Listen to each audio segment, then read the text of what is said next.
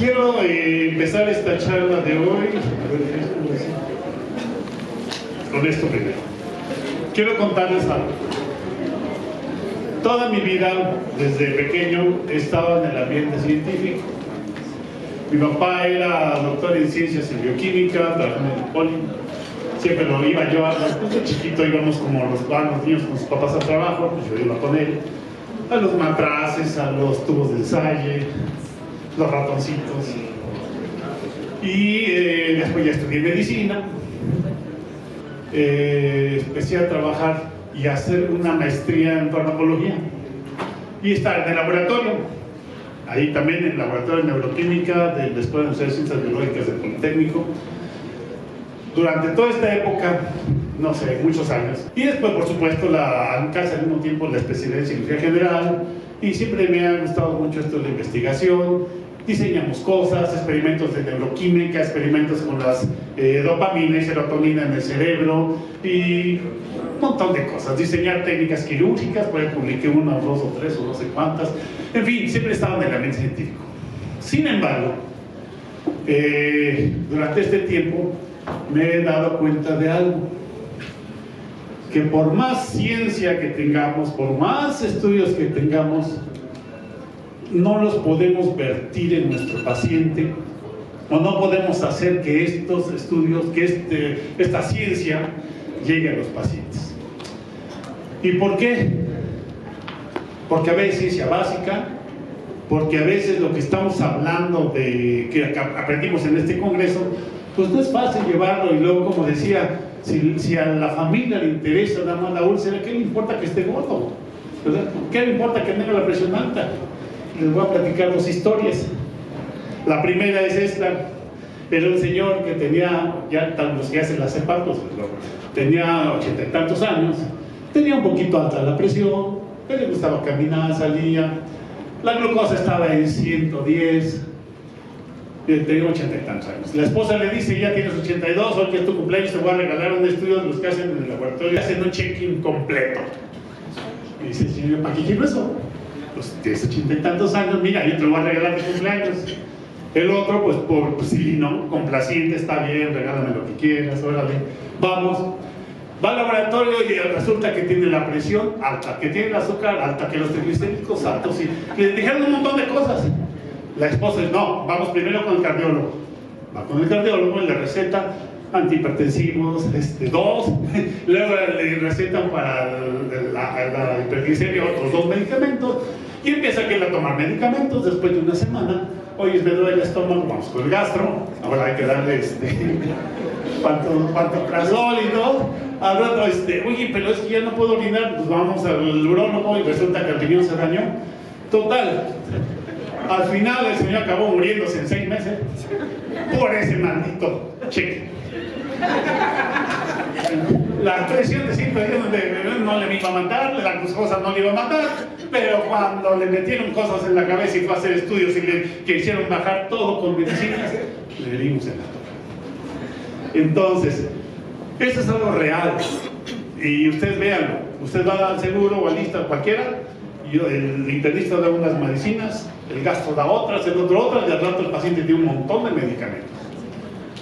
A veces esto es no muy bueno, ¿verdad? Tal vez ustedes tomen algún medicamento. Déjame ver algunos aquí de la edad del peje, dicen. No veo a nadie. La segunda historia que les voy a platicar es en relación a nuestros conceptos y a nuestras ideas y a nuestra forma de pensar como médicos. Resulta que iban un maestro budista con su alumno. Bueno, varios, no va uno, iban dos, ¿no? Van así, caminando.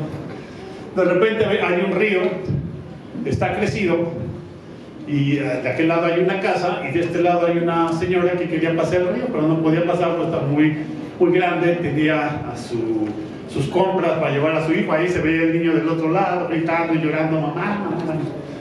Entonces se paran los dos, el maestro con los alumnos, y entonces el alumno ve la escena y dice: maestro, qué pena de esa mujer. Y dice el maestro, ¿por qué? Dice, porque mire, está llorando el niño, tiene que cruzar acá. Pero nosotros los monjes budistas no podemos tocar a la mujer, no podemos ayudarla. El maestro se queda así un rato, viendo a los alumnos. De repente se quita esta cosa roja que trae, levanta a la mujer, cruza el río, la deja, la mujer le da las gracias, se regresa y sigue en su camino. Van caminando 15 minutos, 20 minutos,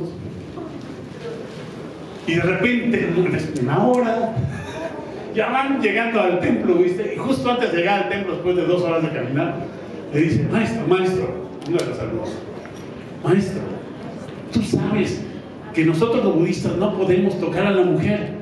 ¿Por qué es eso? Que tú agarraste a la mujer y la cargaste. Y le dice el maestro al alumno, querido amigo, yo hace 3 horas que solté a la mujer y tú todavía la sigues cargando. Sí. Es una historia real, o sea, ¿cuántas cosas cargamos nosotros durante años, meses, días, no solo horas? Entre ellas nuestra cuestión médica, entre ellas nuestras emociones, entre ellas mil cosas. Entonces, esta plática quiero decirles lo siguiente. Es una premisa aquí en México. Voy a proponerles algo tal vez un poco loco. Ya lo hice en Perú. Y quiero proponérselas aquí, ahora sí que aquí en el terreno, en los paisanos de Oaxaca, porque aquí tenemos un poquito más de conocimientos de esto. Entonces yo les pido que cambiemos un poco, abramos su mente, su todo, para poder entender. Los médicos, con este aspecto científico que tenemos, les voy a explicar algo que tal vez no suene tan científico, pero que sí tiene bases científicas. Entonces vamos a empezar por acá. ¿Todos trabajamos con enfermos? Sí, ¿verdad? Sí. Entonces nosotros no trabajamos en el área de salud, ¿verdad? Trabajamos en el área de la enfermedad. ¿Estamos de acuerdo? ¿O por qué eso que digan, ay, trabajadores en la salud? Bueno, ¿verdad? Trabajadores para la enfermedad, sí. Porque de ahí trabajamos, de ahí vivimos, de ahí se hacen ricos, de ahí todo. Bueno. ¿Pero qué es una enfermedad? Y ahí empezamos con la bronca, porque nadie nos dijo que es una enfermedad, ¿verdad? En la escuela pues nos dicen, la OMS dice que es la alteración, desviación del estado fisiológico y la pérdida del estado de bienestar. Y con eso nos quedamos. Ya después vamos oyendo cosas en la vida, pero como no es lo que nos dijeron en la escuela, pues entra por aquí y sale por acá.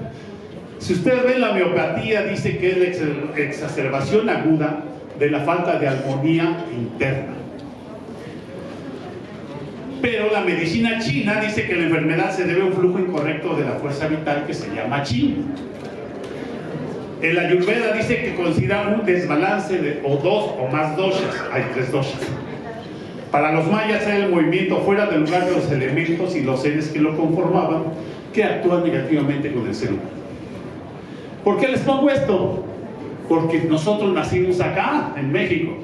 Pero si hubieran nacido en China, tal vez me estarían diciendo que el chi, ¿verdad? Y si hubieran nacido en la India, me estarían hablando de los doshas y de la medicina ayurvédica. Y así, cada uno. Entonces, lo primero que tenemos que hacer como médicos es entender que el concepto de enfermedad es más amplio de lo que nosotros creemos. No solamente el paciente con la úlcera, pues. ¿Me explico?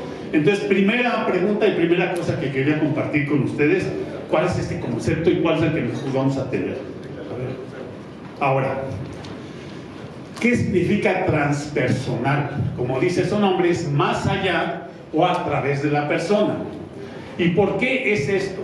Esto está en otro journal, porque algunos me dicen, es que lo que va usted a decir no es científico. Pues tal vez la mitad no sea científica, pero la otra mitad sí es científica. Y ahí está publicado en este journal de los Transpersonal Research. Dice, es lo que está a través de la persona, implica el estudio científico y la implementación responsable de las metanecesidades, los valores últimos, conciencia de unidad, experiencias cumbre, místicas, un montón de cosas. Entonces, la OMS, aquí está este doctor que salió en un periódico que dice que el 85% de las enfermedades tienen un origen psicológico. ¿Quién está de acuerdo con eso? o descaradamente de acuerdo con esto. 1, 2, 3, ay, los demás, qué incrédulos son. Pues la OMS dice que esto se llaman enfermedades. ¿Quién está de acuerdo con las enfermedades psicosomáticas? Hay un poco más, ¿verdad? Como lo dice la OMS, ahora sí, ¿verdad? Eso es trampa. Eso es trampa. Y ese es un ejemplo de lo que les decía hace rato. Venimos cargando cosas porque creemos que así fue. ¿Me explico? Entonces vean, estas enfermedades que son psicosomáticas, que son psicológicas y de las cuales ustedes han sido testigos, pues nos afectan mucho. Por lo tanto, el día de hoy quiero proponerles esto, lo que se llama, o lo que pretendo llamar, medicina transpersonal. ¿Qué es la medicina transpersonal? El trabajo médico que, además de utilizar nuestra ciencia médica actual, que ustedes son muy buenos para eso, incluye diagnósticos y tratamientos en otras esferas más allá de la biológica. La esfera social, o sea, la familia, el grupo en que estamos, y las otras esferas que son las psicológicas, y una palabra que tenemos mucho miedo. Todos los científicos le tienen tanto miedo a esa palabra que nunca la dicen, y es la palabra espíritu o la palabra alma. ¿Por qué le tenemos tanto miedo? Pregúntenle a René Descartes, porque él fue el que separó lo de la religión por un lado, la ciencia por otro, y de ahí empezó el despapalle.